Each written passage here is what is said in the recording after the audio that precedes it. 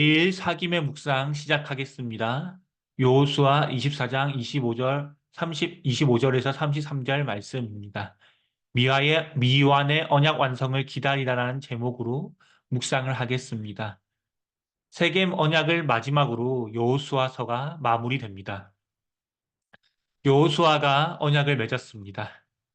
고대 사회에서는 돌을 세워 언약을 기억하는 장치로 사용했는데 이스라엘도 증거의 돌을 세워서 언약을 기억했습니다.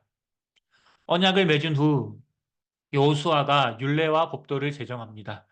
성경에서 이야기하는 율례와 법도에 대해서 바른 이해가 필요하죠. 율례란 언약 안에서 형성된 삶의 틀을 의미하는데요. 복음을 믿고 은혜를 알게 되면 삶의 틀이 형성되게 됩니다. 무엇을 해야 하고 안 해야 할지 자연스러운 경계가 생기게 되는 것이죠. 주일 성수와 헌금을 드리는 것은 외부의 강압에 의해서 행해지는 것이 아니라 복음을 믿으면 자연스럽게 형성되는 삶의 틀이라는 거예요. 법도란 재판뿐 아니라 공동체가 정의롭게 운영되어질 수 있는 원리입니다.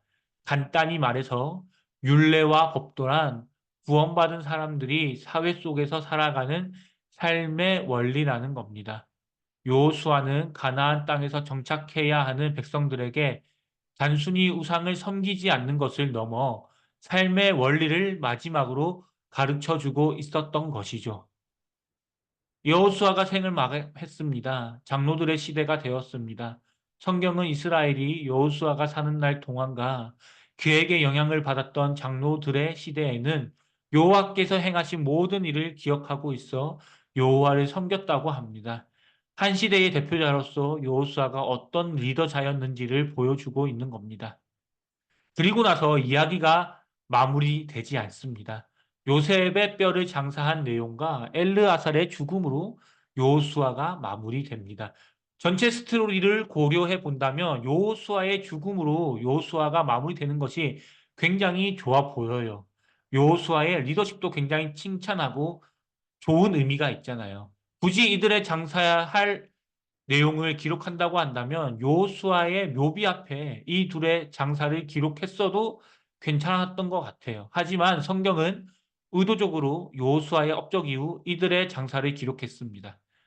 요셉의 장사에는 언약의 신실성의 의미가 담겨 있기 때문이에요. 창세기 시절 요셉은 이스라엘을 하나님께서 반드시 인도하실 것이다라는 믿음을 가진 인물이었습니다. 요셉의 장사는 하나님께서 시대를 뛰어넘어 약속의 말씀을 반드시 성취하시는 분이다라는 것을 보여주고 있는 것이죠. 엘르아살의 죽음은 광야 정복 리더자들의 완전한 후퇴를 의미합니다. 광야 정복 세대가 끝나고 새로운 시대의 리더자의 등장을 암시하는 것이었던 거예요. 하지만 광야 지도자들의 완전한 후퇴, 이것은 사사기의 비극을 예고하고 있습니다. 실제로 이어지는 사사기의 시작이 어떻습니까? 다른 세대는 여호와를 알지 못한다는 거예요. 성경은 여호수아서의 결말을 아름다운 마무리가 아니라 의도적 미안의 여백을 남겨 놓았습니다. 왜 그렇습니까? 여호와의 율례와 법도는 인간의 노력이 아니라 중보자 그리스도를 통해 온전히 이루어진다는 것을 보여주고 있는 것이죠. 신학적 의미 살펴보겠습니다. 여호수아 24장은 겉으로 보기에 언약이 갱신되고 지도자가 아름다운 평가를 받으며 약속의 땅에 정착하는 장면으로 마무리되는 것처럼 보이지만 그러나 이 결말은 결코 단순한 해피엔딩이 아닙니다. 바로 이어지는 사사기에서 이스라엘은 빠르게 우상 숭배로 기울어지고 여호와를 알지 못하는 다른 세대가 등장합니다. 이는 여호수아의 결말이 의도적으로 긴장을 남긴 채 끝났음을 분명히 보여주죠. 여호수아 24장에서 율례와 법도가 제정되었지만 그것이 이후 세대에서 지켜지지 않았다는 사실은 중요한 신학적 질문을 제기합니다. 여기서 분명히 해야 할 점은 율례와 법도 자체가 실패한 제도가 아니라는 거예요. 문제는 율례와 법도에 있지 않고 그것을 끝까지 살아낼 수 없는 인간의 실존적 한계에 있습니다. 성경은 제도의 불완전함을 말하지 않고 인간의 불순종과 무능을 드러냅니다. 이는 타락한 인간이 하나님의 뜻을 알면서도 지속적으로 순종할 수 없는 존재임을 증언하는 본문으로 읽혀야 합니다.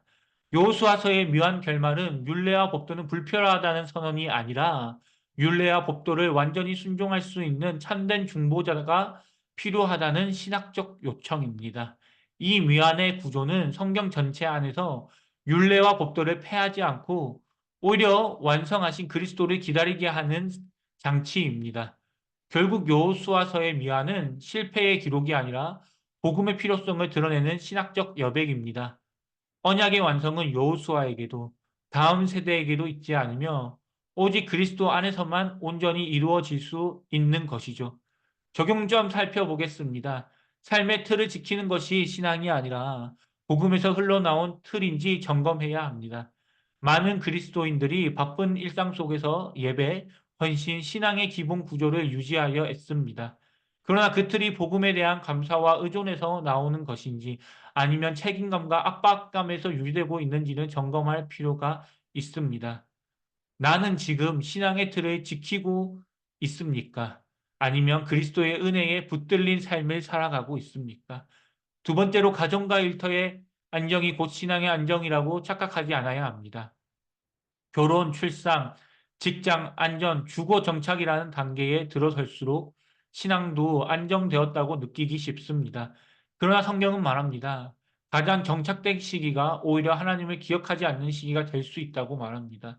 지금 나의 가정과 직장이 안정된 이유를 하나님의 은혜로 해석하고 있습니까? 아니면 자연스러운 인생의 흐름으로만 이해하고 있습니까?